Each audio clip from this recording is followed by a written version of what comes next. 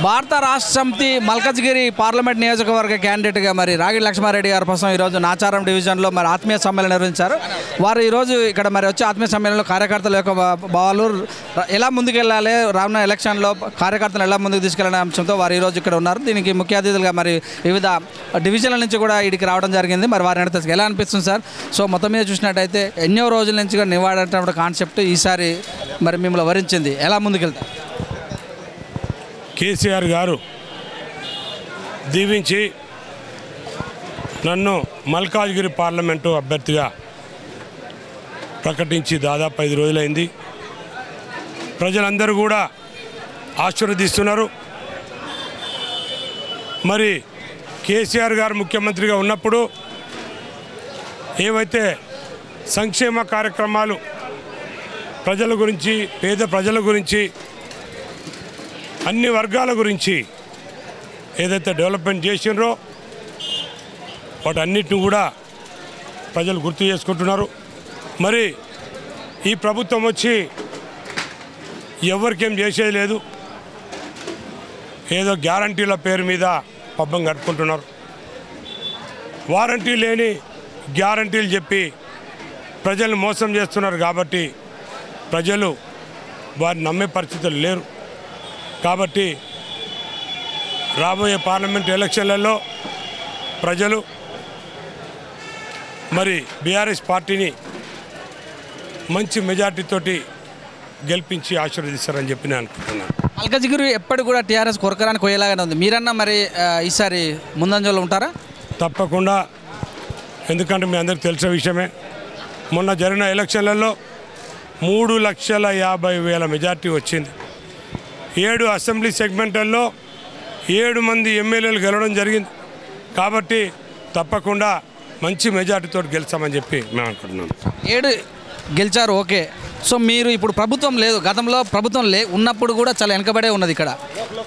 So దీన్ని మీరు ఎలా జయిస్తారు? మీరు ప్రజల్లోకి ఎలా తీసుకెళ్తారు?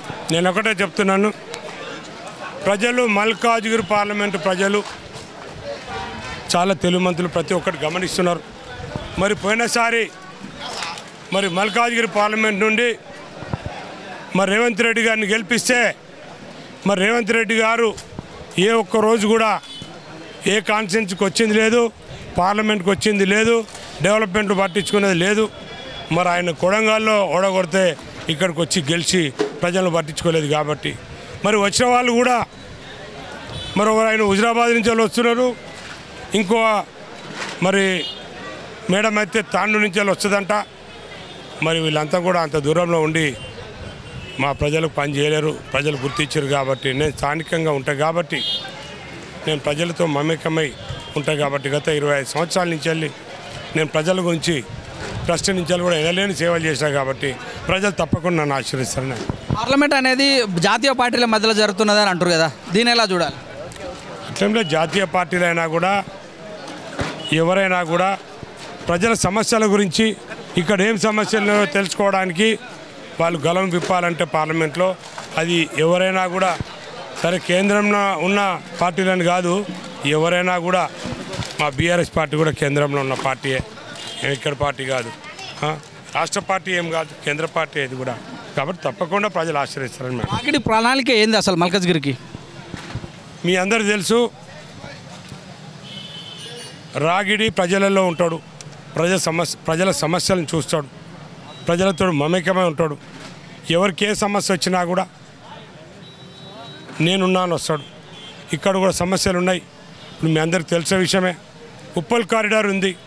గత 8 సంవత్సరాల నుంచి వెళ్ళి మరి ఉప్పల్ కారిడార్ నత్తనరకు నడుస్తుంది. ఎందరో మంది యాక్సిడెంట్ చచ్చిపోతున్నారు. మరి ఇప్పటివరకు ఆ పని అయింది లేదు. మరి ఎంపీగా ఉన్న, ఇంతకుముందు ఎంపీగా ఉన్న రేవంత్ రెడ్డి గారు కూడా దాని విషయంలో పట్టించుకొని మరి దాన్ని తొందరగా కంప్లీట్ చేయలేదు. ఇలాంటి సమస్యలు చాలా ఉన్నాయి. ఈ సమస్యలన్నింటినీ కూడా తప్పకుండా నేను పార్లమెంట్లో నేను ఏ సమస్యలన్నా కూడా ప్రశ్నించి నేను ప్రజల వైపు ఉంటానని చెప్పి మేము తెలియజేస్తాం. Okay sir, thank you.